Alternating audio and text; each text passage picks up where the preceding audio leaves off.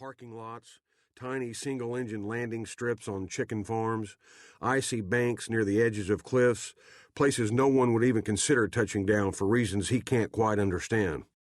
He had once gotten into trouble trying to land his plane at an airport socked in by terrible weather. The tower commander told him to turn around and land elsewhere. Turner made one last pass and radioed the tower, saying, "Pop, I think I can make it." Then he switched off the radio and came on in anyway. Man's got to land his plane after all. Much like he is behind the wheel of a race car, Turner, when up in the sky, is a master of control who always understands his limitations. There aren't many. But a man can only go so long without a shooter of Canadian Club and Coke, especially with a close friend and two women in your plane on a lazy, dusky Sunday evening. Turner has his gaze fixed. His runway will be a field adjoining the Faith Missionary Church, right across from the new Stay-On Products ink plant on Sokolowell Road. By now, both churches have begun to empty as the noise grows to an alarming volume. For Turner, the landing presents its challenges, trees, telephone lines, and cars being the highest on the list.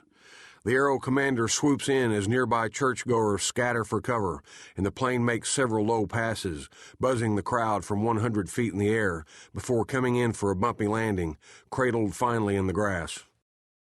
Turner whips the craft around and points it toward Sokolowell Road, with tiny tree branches rattling in the wings. He moves up to the road. Cars careen out of the way, vexed by the sudden sight of a twin-engine plane in the rearview mirror. Turner is stuck behind a young woman driving a sedan. Trying to obey logical traffic laws, the woman nervously puts on her right directional, but then turns left. Turner, already moving left to get around her, has to pour on the gas to arc around the car, and still cannot avoid clipping the woman's radio antenna with his wing. With some damage already done, Turner senses the need to quicken his pace. In order to get to Nally's, he heads back for the gap between the two Baptist churches. Congregants are racing off, jumping for cover. Looking through the windshield of the Aero Commander, Turner catches sight of a preacher in collar and black robe, moving toward him slowly, as if preparing to take on a vampire. With his flock shouting behind him, the preacher points a menacing finger at the pilot. It was then, Turner will later recall, that we got to deciding we'd made a mistake. He steers back around toward Sokolowell Road, now accepting the idea that no liquor will be had this Sunday in Easley. Watching the scene unfold, Nally is insistent that, given his standing in the community, he can't possibly be caught in such a situation. "Pop, I got this thing in here," Turner tells his good friend and frequent business partner, "but I can't get it out the same way."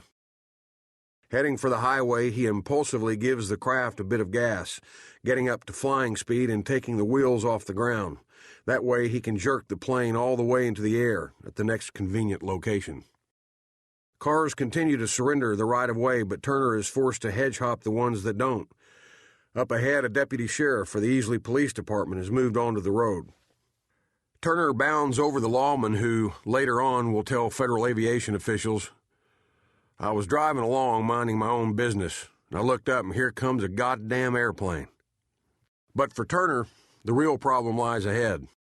There's an intersection in the distance, as major an intersection as you'll find in Easley, with one of the town's few stoplights suspended from heavy wires.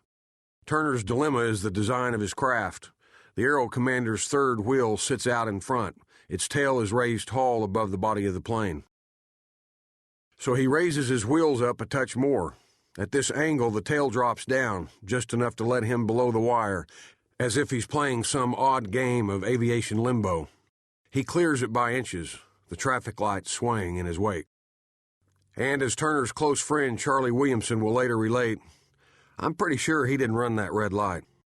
Turner senses he's home free, except for the big oak tree now in his path. He pulls up as quickly as possible, yet not fast enough to avoid clipping the upper branches. He also inadvertently cuts two telephone-cabled drop lines, pulling a section of them with him as he climbs clear of Easley airspace. It will be a day before phone service is fully restored, and Easley gets the chance to return to some semblance of normalcy and gossip. Aboard the Aero Commander, normalcy and gossip return much quicker, after some whooping and even applause. There is, however, one final challenge: getting away with this.